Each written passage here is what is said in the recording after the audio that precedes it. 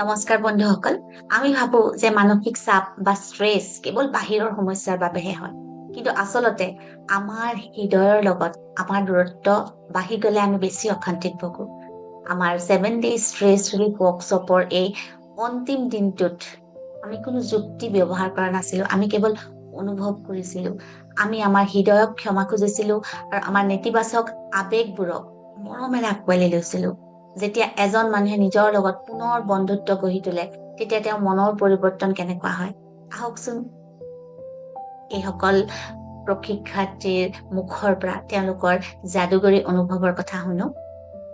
হোপনপনটো শিকিলাই ইতিমধ্যে। হোপনটো একদম চিম্পল 4টা আছে, আৰু এডভান্স শিকিব হলে বহুত দীঘল, এইটো ক'ব নোৱাৰি। তুমি 4টা ষ্টেটমেণ্ট অকল কৈ থাকিব, যেতিয়া এতিয়া কৈ থাকিব পাৰা, সেইটো এটা। আকৌ EFT টো শিকিলা, EFT টো যিটো কৰালো, EFT টেপিং, এনেকে টেপিং এইকেইটা পইণ্টত এনেকে কৰিবা। তাৰপিছত কি কৰিবা, একদম বেয়া লাগিছে, টাইম ফৰ ডাবল হেপিনেছ কবা, মিউজিক এটা লগাবা, যিকোনো মিউজিক, একদম যাৰ ৱৰ্ডিংছ বুজি নোপোৱা, যিকোনো ভাষা, চবতকে বেষ্ট হয় কোনো লেংগুৱেজ বুজি নোপোৱা। তামিল তেলেগু বুজি পোৱা? তামিল তেলেগু তেনেকুৱা মালায়ালাম এনেকুৱা গান, একদম সিহঁতৰ গানবোৰতো আৰু বেছি হেৰি হয়। তেনেকুৱা এটা গান লগাই ল'বা আৰু একদম ডান্স কৰিবা, দৰ্জা বন্ধ কৰি ল'বা, ডান্স কৰিবা, চাবা তোমাৰ অট'মেটিক 2 ঘণ্টা যদি এনেকে মানুহক যেনেকে ডান্স কৰা হয়, ডিপ্ৰেশ্যন থকা মানুহৰো হেৰি সলনি হৈ যায়। সেইটো কৰিব পাৰা। আৰু তাৰপিছত যেতিয়া তুমি এনেই তুমি আছা, মানে দুখৰ ষ্টেজত নহয়, কেতিয়াবা দুখো নাই সুখো নাই, কিবা মানে খালী যেন লাগে, সেই সময়ত তোমালোকে এটা ভাল মিনিংফুল গান লগাবা, বুকুত হাত থবা, আৰু সেই গানটো ভালদৰে প্ৰত্যেকটো অৰ্থ অনুধাৱন কৰিব চেষ্টা কৰা। নতুবা যিকোনো আমাৰ হিলিং চং কিছুমান আছে, মিউজিক আছে, ইনষ্ট্ৰুমেণ্ট আছে, তেনেকুৱা লৈ অনুধাৱন কৰিব চেষ্টা কৰিবা। আৰু হোপনপনো কৰিয়ে থাকিবা, যিকোনো যেনেকেই নহওক, যাক কৈছো কি কৈছো সেইবোৰ নাভাবিবা, অকল just I am sorry, please for me, thank you, I love you কৈ থাকাচোন। বহুখিনি চেঞ্জ দেখিব পাবা। এইকেইদিনত, এই 7 দিনত তুমি কিবা নিজৰ পৰিৱৰ্তন দেখিছানে?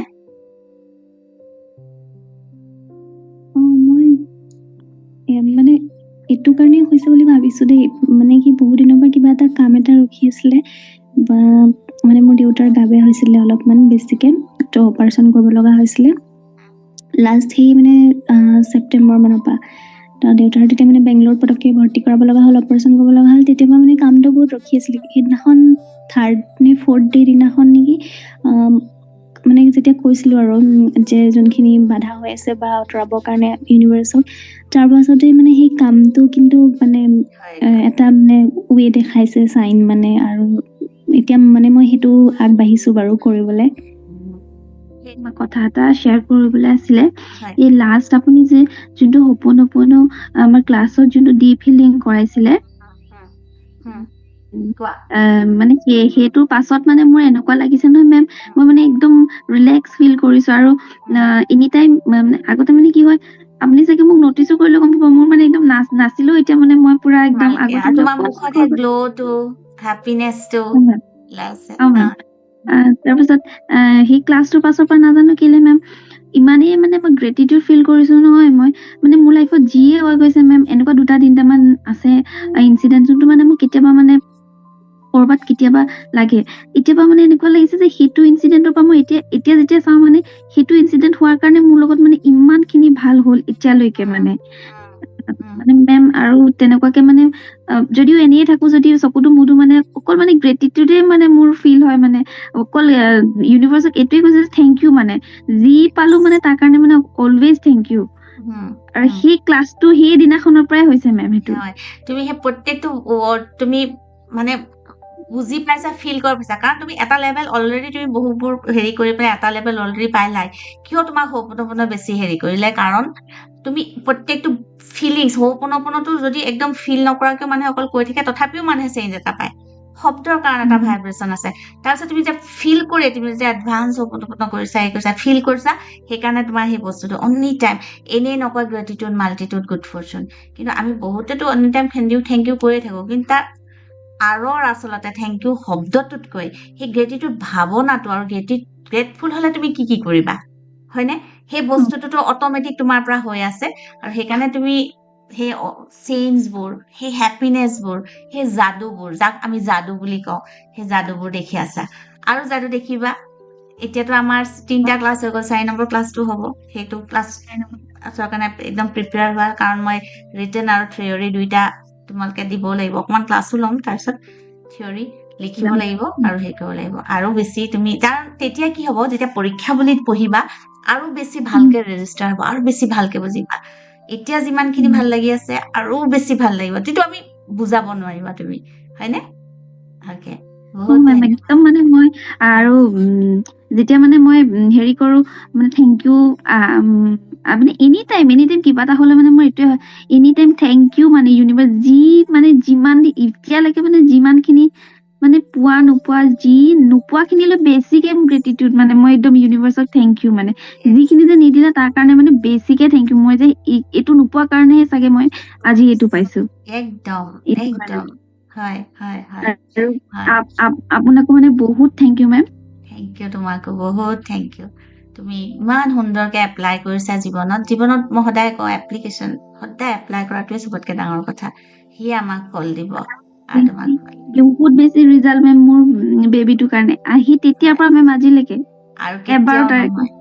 তুমি মেজিকেল মাদাৰ, তুমি প্ৰয়োগ কৰি গৈ আছা, প্ৰয়োগ কৰি গৈয়ে থাকিবা। আৰু নিজৰ ভিতৰত যিমানে লগে লগে আমি যেতিয়া এৰি যাওঁ, লগে লগে কিবা এটা আহি যাব পাৰে, কিবা নিগেটিভ চিন্তা, কিবা লগে আই am sorry please, any time যেতিয়া কৰিয়ে থাকো, সেইটো মচ খাই গৈয়ে আছে, হয়নে?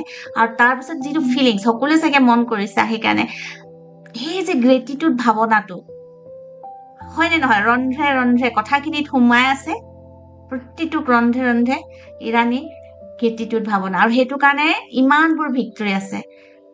নতুন জনাসকলতো জানিছাই, আগতেও ইৰাণীয়ে শ্বেয়াৰ কৰিছে, বহুত ইৰাণী আছে। আৰু নতুন আগতে নোপোৱা কিবা আছে যদি শ্বৰ্টকে কৈ দিব পৰা নতুন সকলৰ কাৰণে তোমাৰ ভিক্টৰী খিনি, শ্বৰ্টকে। ফাৰ্ষ্টটো মেম মই আপোনাক কৈছো যে মোৰ হাজবেণ্ডৰ লগত সৰুৰাকে হওঁতে যোনটো মানে 14 বছৰে যোনটো হোৱা নাছিলে, চৰি বা কাজিয়া কৰাৰ পাছত মই এইটো হপু কৰাৰ পাছত মানে নিজে এইটো মানে চৰ্ট আউট হৈ যায় আজিকালি, মানে ইমান আৰু ইমান হেৰি নহয়। সেইটো হয়। তাৰপিছতে মোৰ বেবী মানে তাৰ অলপ আজমা প্ৰব্লেমৰ নিচিনা আছিলে, তাৰ সেইটো ভাল হ'ল। তাৰ পাছত মোৰ মোৰ কেৰিয়াৰত মানে মোৰ যোনটো লাইন আছিলে, মোক মানে সপোনপৈ ৰাস্তা দেখুওৱা নিচিনা দেখালে, তাত মই নিজে আগবাঢ়িলো।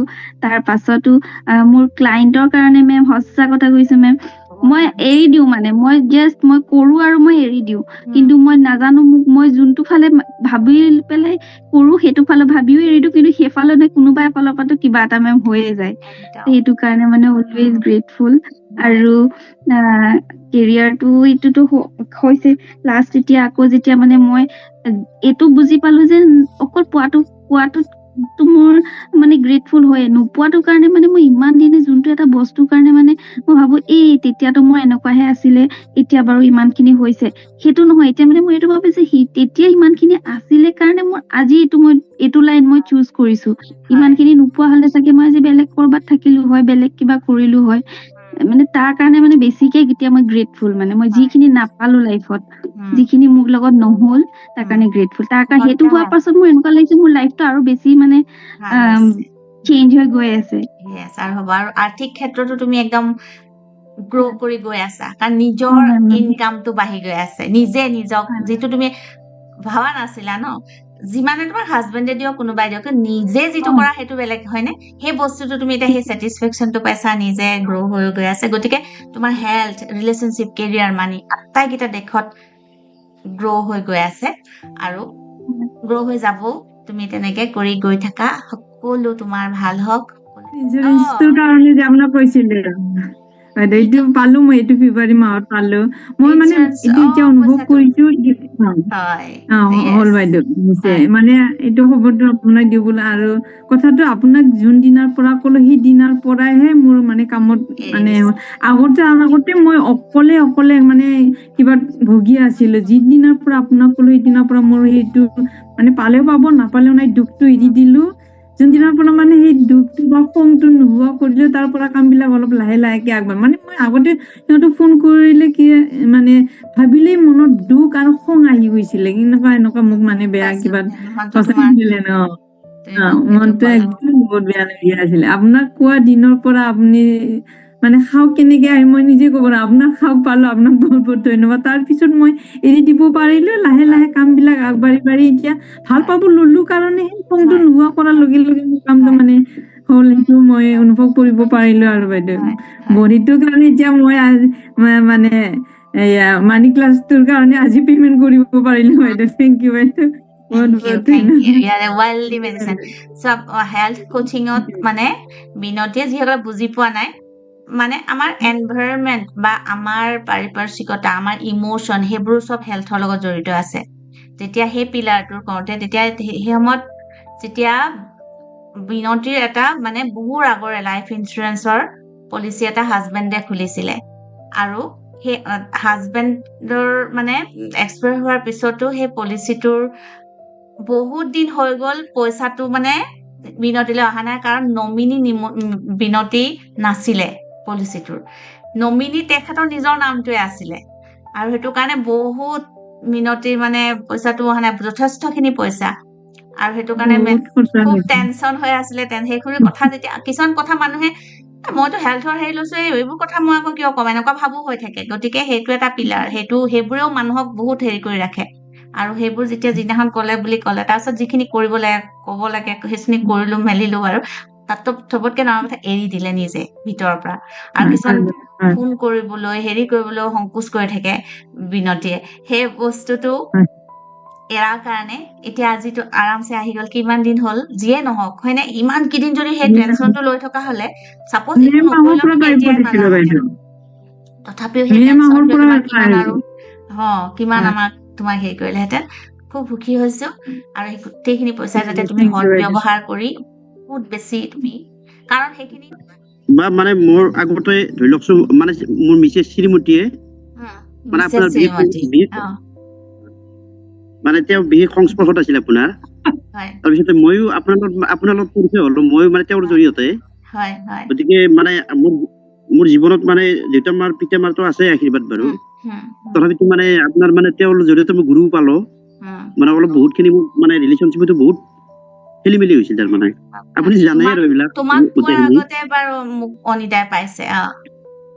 হয় হয় মানে আপোনাকতো মানে তেওঁৰ পৰামৰ্শত গৈ মোৰো ভাল হৈছে এতিয়া বহুত ভাল হৈছে বা আমাৰতো ৰিলেশ্যনৰ কথাটো আপুনি বহুতখিনি জানাই মানে বহুত খেলি মেলি হৈছে আপোনাৰ পৰা মানে কিমান পৰামৰ্শ বা এনেকে কিমান হেৰি আপুনি জানে এইবিলাক আৰু গতিকে মানে এতিয়া ৰিলেশ্যনটো মানে বহুত ভাল হৈছে আৰু মানে আপোনাৰ পৰামৰ্শ মতে মানে হয় হয় মানে আৰু মানে তেওঁ মানে মোৰ মিছেছেও মানে আপোনাৰ মানে যিবিলাক এতিয়াও মানে তেওঁ প্ৰত্যক্ষ সংস্পৰ্শত থাকিব পৰা নাই যদিও মানে তেওঁ মানে আমাৰতো বিশাল আছে না এতিয়া তথাপিতো মানে আপোনাৰ কথাবিলাক মানে তেওঁ এতিয়াও মানে হেৰি কৰে আৰু মানে এইটো মানে তেওঁৰ পৰামৰ্শ চলে আৰু তাৰমানে হেড টিচাৰ আমি তাৰমানে বেলেগ তেওঁতো যিহেতু মানে টিচাৰ কাম কৰে আমি এটা বেলেগ জেগাত ট্ৰেন্সফাৰ হৈছিলো আহোঁতে মানে প্ৰথম মানে হেড ছাৰজনে বহুত মানে ষ্ট্ৰিক্ট কৰিছিল তাৰমানে কৰিছিল এইটো নকৰিব বাইদেউ এনেকুৱা টাইমত আহিব এনেকে বহুত ষ্ট্ৰিক্ট কৰিছিল তাৰপিছতে এওঁ বোলে কি কৰিছে মোক কৈছে আৰু কথাটো এওঁ বোলে হেৰি কৰিছে বোলে মানে সপন কৰিছে যে মানে প্ৰধান শিক্ষকৰ লগত মোৰ মানে সম্পৰ্কটো বহুত ভাল হৈ গ'ল আৰু আপোনাকো মনত পেলাইছে আৰু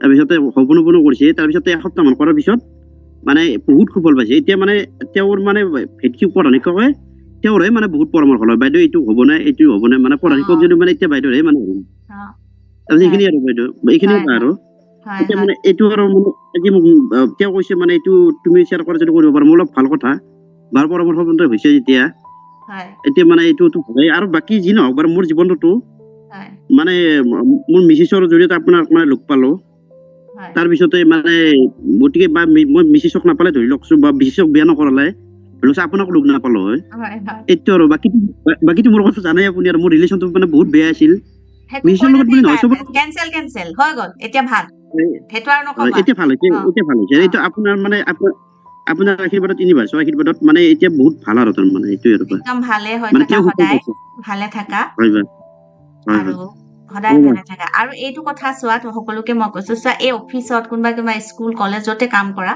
এই যে ৰিলেশ্যনশ্বিপৰ বছৰ লগত কাৰোবাৰ লগত এনেকুৱা হয় একদম যাতে সেই যিটো অনিতাই কৈছে মই সদায় সেইটোৱে কওঁ একচুৱেলি মই জবত মানে কামৰ ক্ষেত্ৰত কৈছো যদিও যিকোনো ক্ষেত্ৰতে আচলতে হয় কোনোবা এজন মানুহৰ পৰা যি ডিষ্টাৰ্ব পাওঁ সেই মানুহজনৰ খুব ভাল হৈছে খুব ভাল মানুহ হয় সেই বুলি কৈ মই 100% তেওঁ ব্যৱহাৰৰ কাৰণে মই দায়বদ্ধতা লৈছো বুলি কৈ যেতিয়া সপন কৰো সাংঘাতিক ধৰণে সলনি হয়।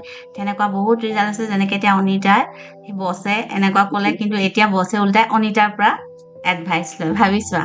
গতিকে একদম নিজৰ হাততে সকলো আছে। আৰু বা মানে তেওঁ যদি মানে আপোনাৰ হেৰিত নাই, মানে প্ৰত্যক্ষ হেৰিত নাই, তথাপিতো মানে তেওঁ কেতিয়াবা মই নকৰিলে বা হ'ব নকনো বা এনেকৈ ক'লে মানে তেওঁ আপোনাৰ কথা মনত হয়, এনেকে কৰিব লাগে, তেওঁ সদায় কৰে কিন্তু।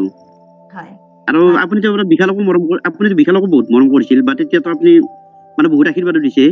সেই হিচাপত মানে মোৰতো মানে অলপমান প্ৰথমতে সংসাৰখন খেলি মেলি হৈছিল, মানে আগৰ পৰাতো খেলি মেলি আছে, আৰু প্ৰথমতে আপুনি জানে আৰু চব কথা মানে বহুত খেলি মেলি। এতিয়া মানে ক'ব গ'লে বহুত ভাল, আৰু এতিয়া মানে এতিয়া বস্তুটো বুজি পাইছো, আৰু মই বুজি পাইছো আৰু অতীতৰ মানে এইটো কথা চব তুমি পাহৰি যোৱা, নতুন এটা ৰূপ, নতুন অতীতত চব পাহৰি যোৱা। আৰু সেইটো যেনেকে গ্ৰেটিটিউড হৈছে ন, এতিয়া ইৰাণীয়ে ক'লে ন মই গ্ৰেটফুল, বেয়া তুমি এতিয়া সেইটো কাম মই ইমান কৃতজ্ঞ, মোৰ সেইটো তেতিয়া যে হৈছিলে, সেইটো কাৰণে গিল্ট ফিল কৰিব নালাগে।